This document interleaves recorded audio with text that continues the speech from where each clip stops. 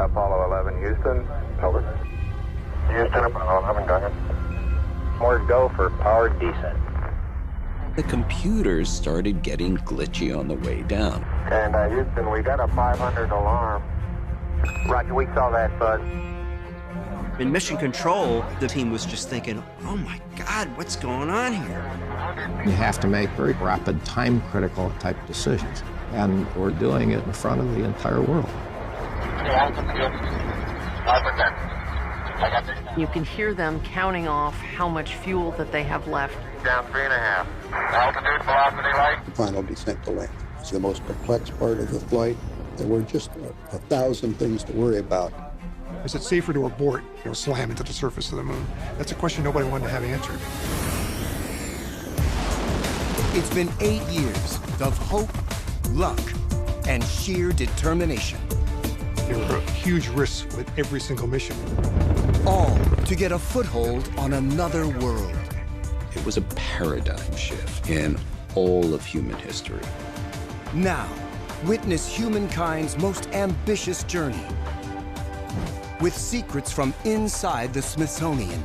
The command module was an extraordinarily complex machine.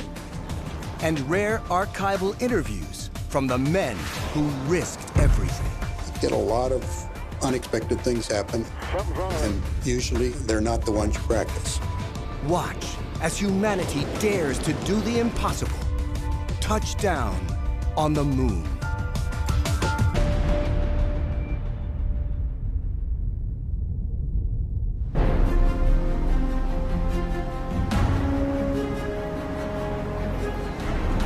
July 1969. Nearly 1 million gather to take part in one of history's most epic moments. In just hours, NASA's Apollo 11 spacecraft will blast off with 3 Americans inside. In the suit-up room, astronauts Neil Armstrong, Buzz Aldrin, and Michael Collins ease into their spacesuits. The mood was very much high stakes, high tension, and a very real possibility that they weren't going to survive. Armstrong, Aldrin, and Collins carry the hopes of an entire nation. When President Kennedy challenged the country to go to the moon, he did it with a deadline attached. We had to get there by the end of the decade. NASA was working under the inherent pressure of having committed to this really ambitious, audacious program. And they were very aware that 1969 really needed to be their moment. Over the last 10 months, NASA has tested each component of its daring new spacecraft.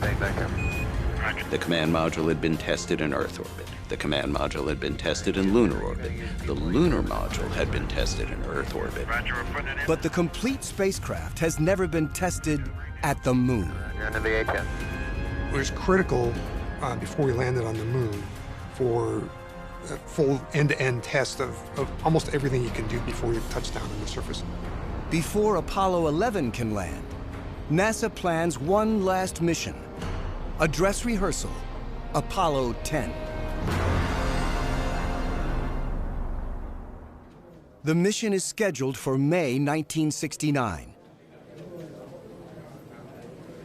Flying it, 3 veteran astronauts, with 5 space flights between them. Commander Tom Stafford had flown 2 missions before. He was backed up by John Young, who was known as the astronaut's astronaut. And then Gene Cernan, who was the 3rd member of that crew. The Apollo 10 crew was the most experienced astronaut crew that had ever flown a mission. The weeks before the mission are intense. The Apollo 10 crew spends countless hours rehearsing every detail in flight simulators, a tool at the core of each astronaut's training.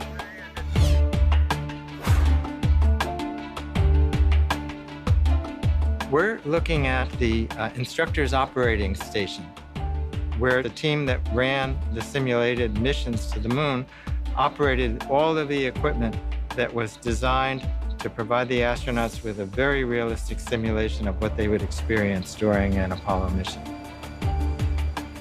Astronauts squeezed into mock-ups of each different spacecraft.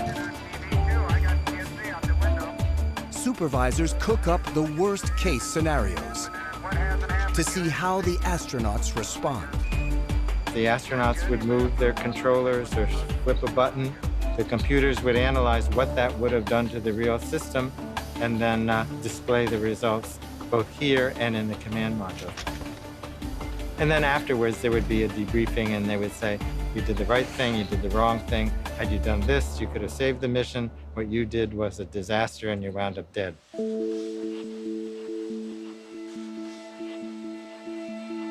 10, 9. We have ignition sequence start.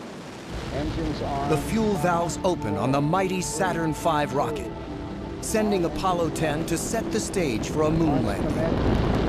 Liftoff. We have liftoff 49 minutes past the hour.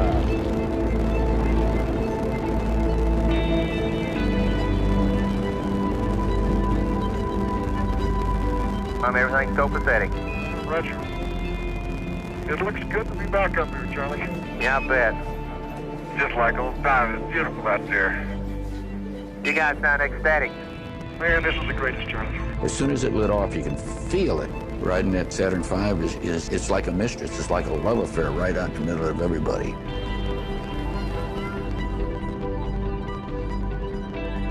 Eight and a half minutes into the flight, the ship enters a parking orbit, 118 miles above the Earth. And Houston, the Saturn's in great shape. You're configured for orbit. We're all go. Roger, just looks beautiful. The 42-ton spacecraft orbits the Earth 1.5 times, and then speeds towards the moon. Slide on. Roger. We're burning. Roger, burning. We're on the way. Soon, the crew must unpack the spacecraft. The command module will separate from the booster rocket, flip around, dock with the lunar module, and pull it out into space. These were all extraordinarily delicate procedures that had to be executed precisely. Okay, and the S-4B ought to be coming in here in a second. Roger. 3 hours after liftoff, Mission Control calls on the command module, nicknamed Charlie Brown, to dock with the lunar module, called Snoopy. Roger. At the beginning of 1969, there were no more popular cartoons than Charlie Brown and Snoopy, so they decided that the lunar module should be Snoopy because it was going to go down as low as it could and snoop around the moon. Houston, Charlie Brown, As the crew begins the docking, they wow the world with a first from space. Color TV. You're on air, babe. Giving viewers a close-up view as they dock with the lunar lander. Got the color? Yes, sir. It's looking great. Good resolution. That's what they were. In the mid-1960s, all three of the major television networks start broadcasting in color. And NASA, including a color television camera on Apollo 10, literally brings it to life, to color, for American audiences. Roger. Be docked in a second, I hope. Gene, we can read the numbers on the LEM docking window. When we first got started with the television on board the spacecraft, there were mixed views within the control center. But once we started using it, it was hard to imagine getting along without it. Why have we waited so long to get these cameras on board? We can see what's going on. Your picture's coming in real good, real clear. Outside is fantastic. Inside here, we look like about 3 scroungy characters, but we really feel great. Arriving at the moon means getting back to business. The crew prepares to undock the lunar module and descend to just 50,000 feet. On a real landing mission, that's when the final descent would begin. That was a good place to say, okay, we're not going to go any further than this. We'll take pictures and the astronauts will observe the landing site that's been picked out for Apollo 11. mission planners considered giving Apollo 10 the nod to land. We had the debates that you could expect, like, well, if we're going all the way there, why don't we go ahead and land? The idea was that let's bite off a reasonable amount here, and then let's leave the next big bite for the Apollo 11 mission. Landing on the moon is much more complicated and much more risky than orbiting the moon. And being able to launch off the lunar surface was also untested at that point. Charlie Brown, Houston, watch your cabin pressure, over. Cernan and Stafford climb into the lunar module And I got a set pad. and prepare to separate from the command module and John Young. Okay, Charlie Brown and Snoop, 3 minutes going over the hill. Just before undocking, Mission Control notices a serious issue. Charlie Brown, Houston, we're concerned about this apparent slippage of the docking ring. Roger. There was a misalignment in the docking mechanisms and in the docking pins that would lock the spacecraft together. Mission Control tries to diagnose the problem. Separating the two spacecraft might shear off the latching pins, making it impossible for the two ships to redock and come home. And Charlie Brown, Houston, if it is apparent that the interface is slipped around to about 6 degrees, do not undock. Over. If these two very different spacecraft, with this apparatus that was supposed to click them together, didn't fit precisely, you'd have a real problem.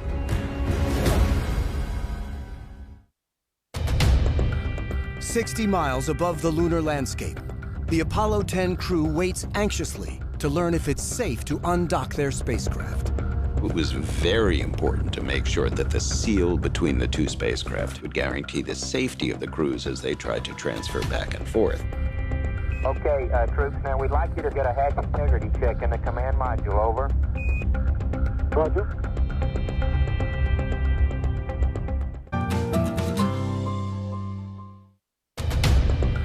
"60 miles above the lunar landscape, the Apollo 10 crew waits anxiously to learn if it's safe to undock their spacecraft. It was very important to make sure that the seal between the two spacecraft would guarantee the safety of the crews as they tried to transfer back and forth. Okay, troops, now we'd like you to get a hatch integrity check in the command module, over. Roger. Mission Control huddles to assess the problem and determines that separating the two spacecraft is worth the risk. Okay, Charlie Brown and Snoop, you'll go for undocking, and we'll see you around the other side. Roger. Roger. Alone in the command module, astronaut John Young watches Snoopy break free. Have a good time while we're gone, Dave. Yeah, don't get lonesome out there, John. Roger. That was a tricky situation, being alone in the command module. No one had done it yet in lunar orbit, and that was a scary business, because if your crewmates do not make it back, you are going to have the dark and heartbreaking responsibility of flying home alone. We'll see you back in about 6 hours. Don't you worry. Cernan and Stafford fire up their engine and guide Snoopy enticingly close to the moon. We is going, we is down among them, Charlie. Roger, I hear you weaving your way up the freeway. It's only the second time they've flown a lunar module, and they're flying wherever the lunar module was intended to be.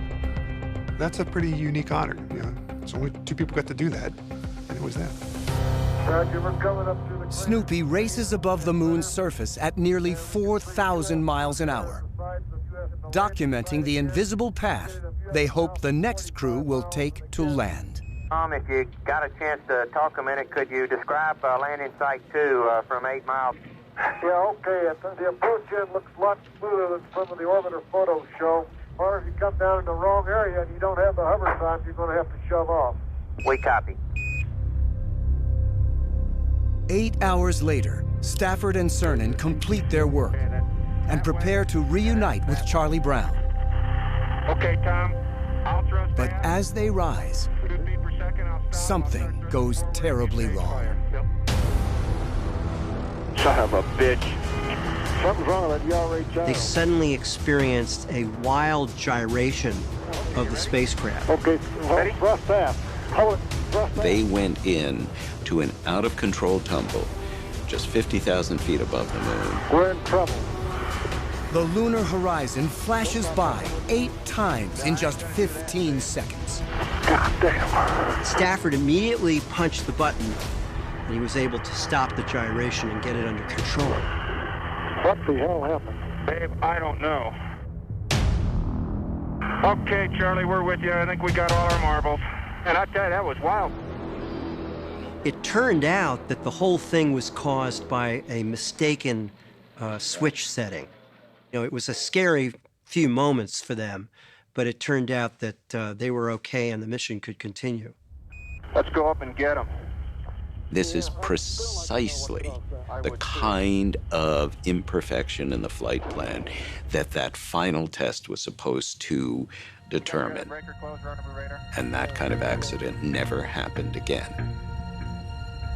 8 hours after Snoopy and Charlie Brown part ways, the latching pins snap the 2 spacecraft together, and the lander safely redocks. There were so many things that could have gone wrong. The flight was a tremendous success. 3 days later, the crew arrives back on Earth. It was very clear that it was a step towards the ultimate goal that Kennedy had set out in 1961, which was to land humans on the moon. Now, the next 3 astronauts step into the limelight. Their mission: attempt a lunar landing. The position of first man on the moon was one of those odd positions that had been bookmarked in history. From the time of the ancients, people were saying, who is that person going to be? If the mission goes well, that person will be Neil Armstrong, a former naval aviator and test pilot with a Gemini mission under his belt. He'll command the historic Apollo 11 flight. We were very excited about it. We tried to be as focused as we could, work on the things we could do something about, and not worry about the things that were beyond our ability to change. Armstrong's co-pilot, Buzz Aldrin, the first astronaut with a PhD. The Gemini veteran and spacewalk expert took the first selfie in space. All of us were going to do the best we could.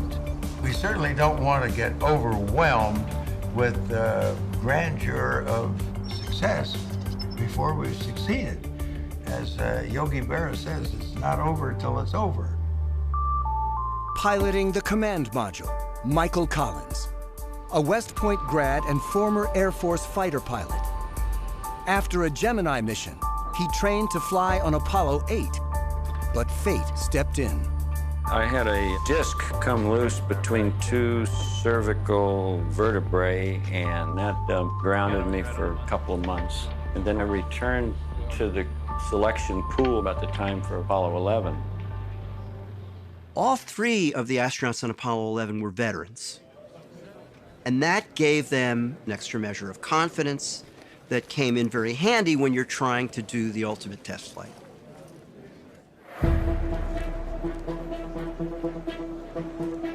In the days leading up to the launch, the controls center at Cape Kennedy buzzes with NASA VIPs, including Administrator Thomas Paine.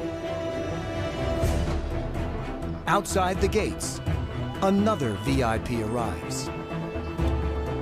Civil rights activist Reverend Ralph Abernathy brings a small group of demonstrators to ask for a piece of the moonshot's multi-billion-dollar pie. This is a donation can that Dr. Ralph Abernathy and the Southern Christian Leadership Conference use to help raise money during the Poor People's Campaign. The Poor People's Campaign was an anti-poverty movement that would bring people of multiple races and cultures across the country together to fight for education, healthcare, job training, and a number of other issues. They showed up at the Apollo 11 launch because there would be a lot of media attention.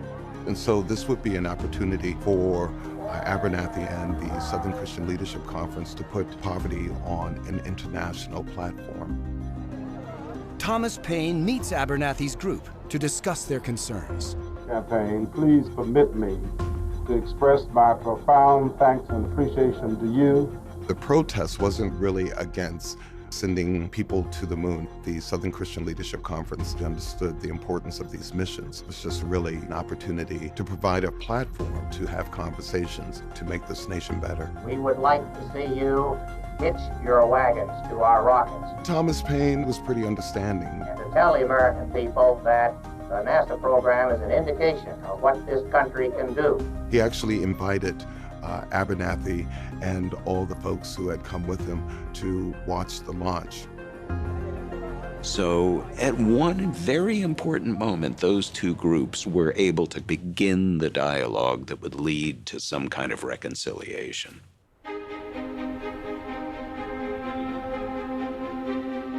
Launch day. Neil Armstrong, Buzz Aldrin, and Michael Collins board the van for the launch pad. At 9:32 a.m., man begins the greatest adventure in his history. There are thousands upon thousands of persons gathered here. They hope to get a glimpse of that ascending rocket on this historic day.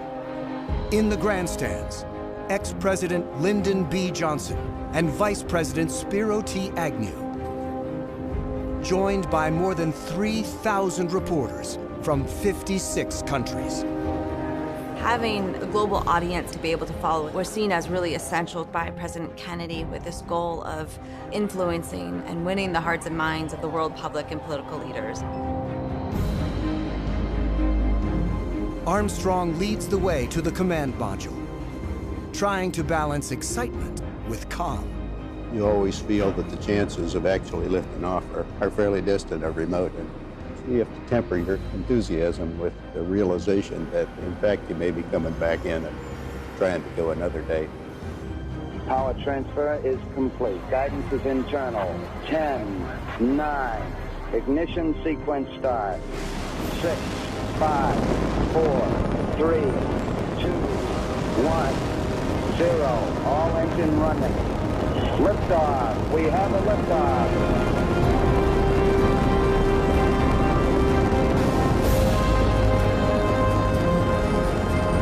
11 Houston, thrusters go. All engines, you're looking good. All right, you're loud and clear again. A decade of humanity's hope disappears into a blinding sky. But the mission's success is far from assured. Spaceflight can be a very unforgiving place, and there are very real chances that their mission might not succeed.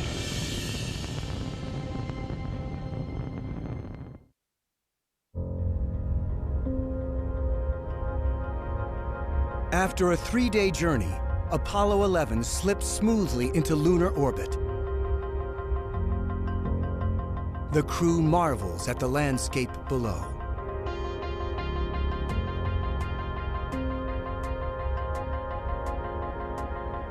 Looks very much like the pictures, but like the difference between watching a real football game and one on TV.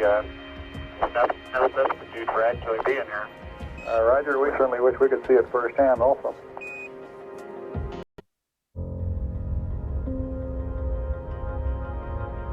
After a 3-day journey, Apollo 11 slips smoothly into lunar orbit. The crew marvels at the landscape below.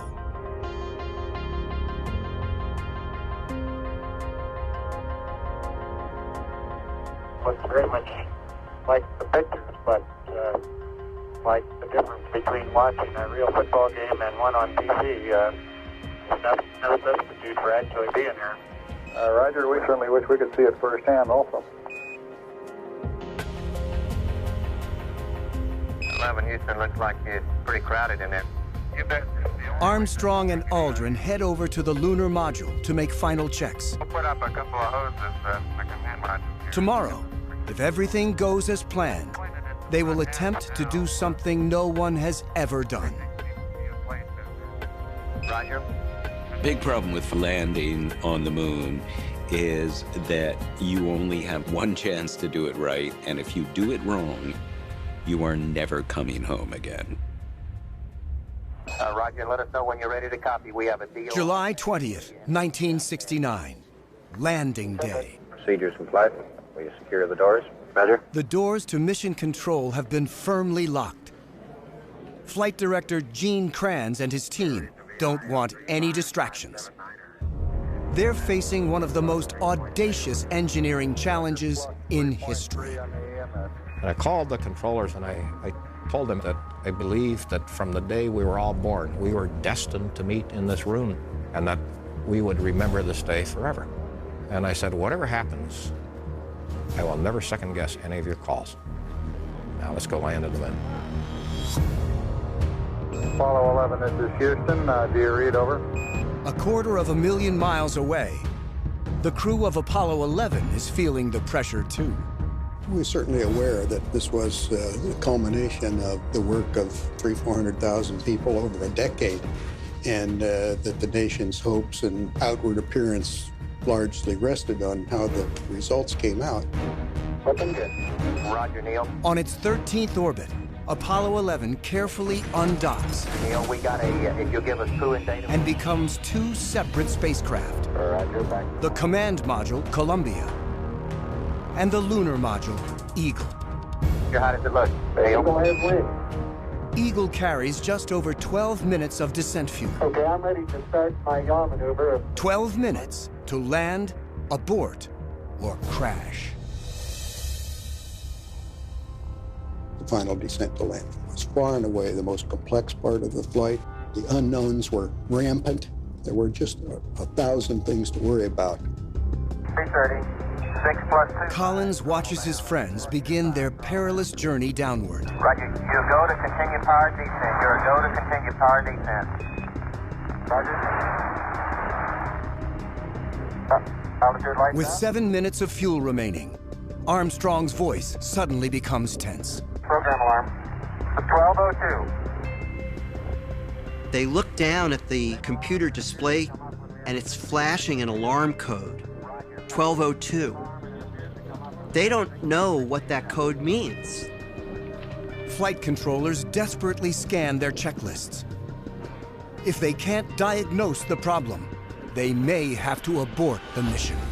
You have to make very rapid, time-critical type decisions. And we're doing it in front of the entire world. 1202 basically translates into the computer saying, I have too many things to do in my computation cycle. If this keeps recurring, I'm going to abort the landing. The ground crew weighs the risks and decides to gamble on a safe landing.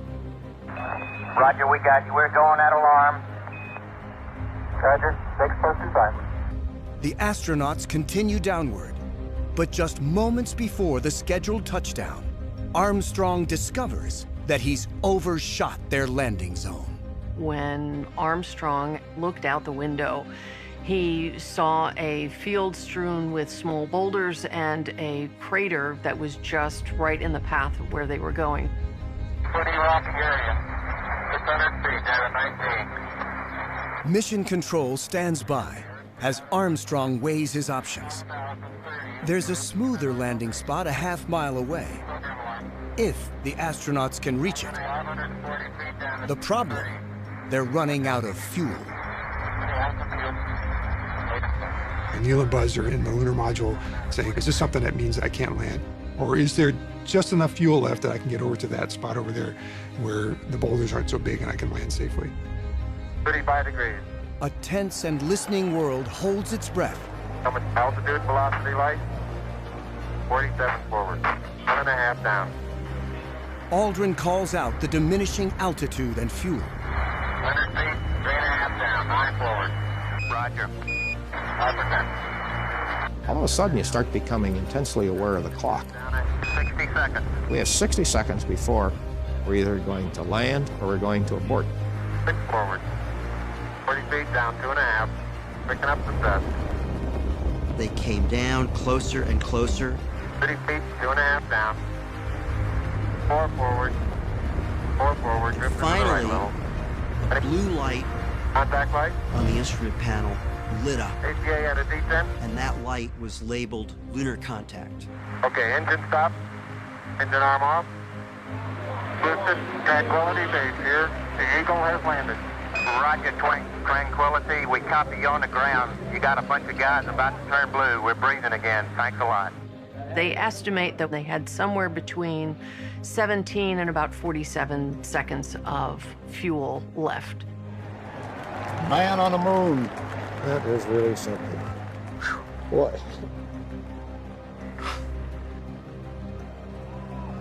The world stopped in its tracks, and no matter what country they were in, they said, "Oh my God, the Americans are on the moon."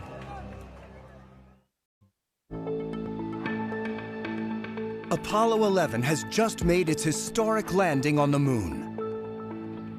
At the Manned Spacecraft Center in Houston, Mission Control isn't ready to celebrate. I say, my God, we're actually on the moon. And we have to make sure almost instantaneously whether the spacecraft is safe to leave on the surface of the moon or should we immediately lift off. Those guys are staying focused because they had a job to do. Are all the systems working properly? Is it tilted too much to one side or the other? One of the first things they're doing is they're running to stay, no stay checklist. Okay, T1, stay, no stay, retro. Stay, Fido, stay, guide, stay, control, stay, Calcom, stay, GNC, stay, Ecom, stay, Surgeon, stay, Capcom, or stay for T1. It's now clear that it's safe to stay on the moon. Roger, Eagle, and you are stay for T1. Over. Eagle, you are stay for T1. From inside the lander, astronauts look out at a landscape that has been undisturbed for billions of years. Those first few seconds when Neil and I touched down, and there were numerous things that we needed to do, but we also needed to pause for a moment. We gazed out the window, and it was just a magnificent view. 3 hours from now. The time change means that the moonwalk will now happen at 9:30 p.m. Houston time. Prime time viewing for the United States. It would be a live television broadcast for the whole world to see, so everyone that had a television could tune in. Good evening. Mission Control gave a spacecraft permission to go for the extravehicular activity, that is, for the walk. At 9:54 p.m., NASA broadcasts the exchange between the astronauts and Mission Control. Neil, this is Houston. What's your status on hatch opening? Over 500 million people listen in. Cabin pressure to bleed, folks, to low enough pressure to open the hatch. It's about 0.1 on our gauge now. The talk is technical but gripping. Behind it is the promise of a moment that the world has been anticipating for years. Do you think you can open the hatch at this pressure, about 0.12 psi? We're going to try it. Roger. And we're getting a picture on the TV. Okay, Houston, I'm on the porch. Roger, Neil. At 9:56 p.m., 38-year-old Commander Neil Armstrong steps out of the lunar module. Hold it just a minute. Okay. And at that point, hundreds of millions of people on Earth saw this silhouette of Armstrong's boot and leg as he started to descend the ladder.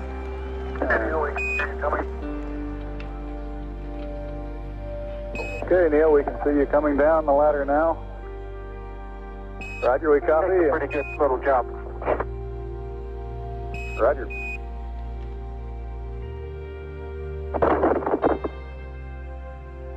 Holding on with one hand on the ladder, he picked up his left boot, raised it over the footpad, and placed it on the moon.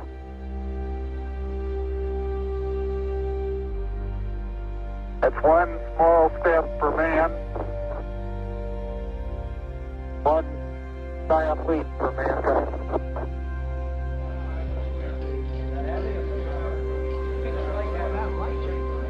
Armstrong later said that he had intended to say one small step for a man, but probably in the excitement of the event, he left out that little word. Just 9 years after the start of NASA's audacious Apollo program, the first human being stands on the moon. Neil, this is Houston. We're copying. Aldrin takes photos through Eagle's tiny windows. Okay, ready for me to come out? All set. 20 minutes after Armstrong's first steps, it's Aldrin's turn to head out. That's a good step. Yep. Beautiful view.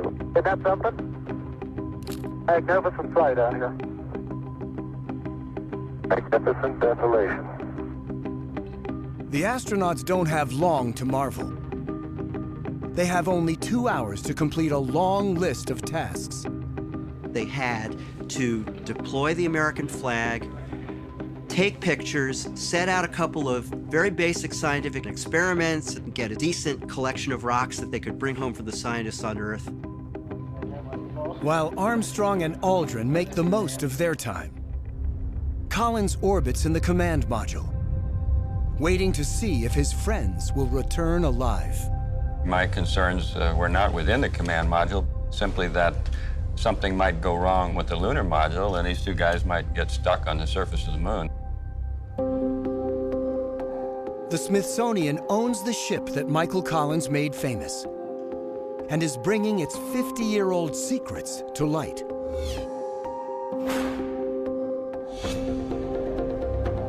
A Smithsonian conservation team scans every nook and cranny of Columbia's body.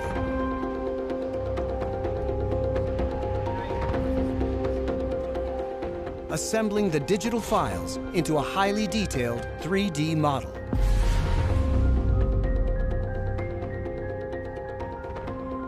Now, anyone can explore the artifact's intricate interior, including a surprise: space graffiti. The astronauts of Apollo 11 wrote love notes to their home in space. Reminders about essential operations. Warnings about things that could ruin the mission. And tried to track time in a place that had no day or night. I wrote the calendar. The other scratchings on the wall in there, I would blame those on Neil Armstrong or Buzz Aldrin. But calendar put a day that we were in some sort of perspective. How many days have we done? How many days we have left, sort of thing. Columbia, this is Houston. I guess you're about the only person around that doesn't have TV coverage of the scene. That's all right, I don't mind a bit. 60 miles below Collins, Armstrong and Aldrin move through the moonwalk as quickly as they can. You do have to be rather careful. Sometimes it takes about 2 or 3 paces to make sure that you've got your feet underneath you. With only an hour left in the moonwalk, the two men try their best to document every nuance of a world they will never return to again. We would like to have been out there longer, but we knew that this is a disciplined mission and you got to do what you're told to do. The crew brings back over 50 pounds of soil and moon rocks and takes over 100 dramatic photos, including one of humankind's most definitive images of exploration. We call it the visor picture because the reflection in the visor will show the landing craft and it'll show the white-suited astronaut, Neil, that took the picture. Neil and Buzz, this is Houston. I'd like to remind you... The 2.5-hour moonwalk goes by too quickly. Mission Control gives the cue to wrap up. Press on with closing out. They left these footprints in this very fine soil, which will remain for perhaps 1 million years. Kind of an ultimate kind of immortality. Anything more before I head on up, Bruce? Negative. Head on up the ladder, Buzz. Armstrong and Aldrin head back into the lunar lander to get some rest. Tomorrow, they have a task just as tough as the landing: taking off from the moon.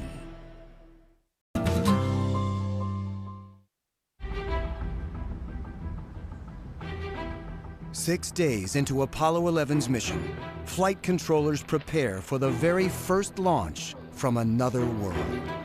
This was the trickiest part, to separate the two halves of the lunar module, the descent half that would be left on the moon and the ascent half that would come back home. It was a very complicated procedure, and it had never been tried at the moon. The success of the mission depends on this moment. If Eagle can't get off the moon, the mission will come to a terrible end. They still had to avoid that terrible prospect of two men being stranded on the moon. If they can't reach the mothership, they can't come home. Eagle Houston, you're cleared for takeoff. Roger, understand. We're number 1 on the runway. Roger. The adrenaline in the control room was building up. You could feel it. It was palpable. It was almost like a heavy fog. It was so real. 9, 8, 7, 6, 5, port stage, engine arm ascent, proceed. The lunar module's engine fires. Data, beautiful. 26, 36 feet per second up. Very smooth. Mission Control breathlessly watches them rise. Flat ride. There's that one crater on there. Eagle Houston, everything's looking good. I'm going right down US 1. As he waits for his colleagues to join him, Collins marvels at the sight. The thing I remember most visually is seeing the horizon, the lunar module, and the Earth all in a row. I thought that was something that would rarely be seen again. Eagle and Columbia redock without a hitch. Astronauts settle back in the command module and release Eagle to crash back into the moon.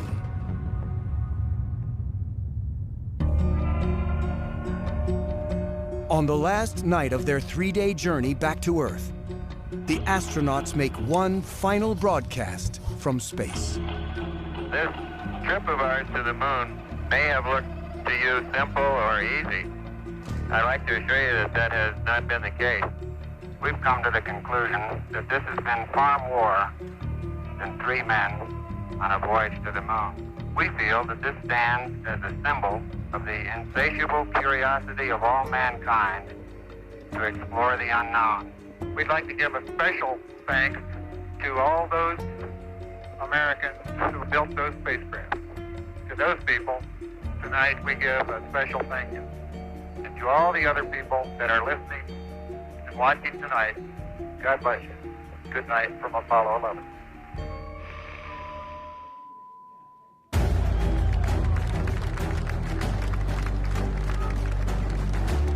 The returning astronauts are treated as heroes.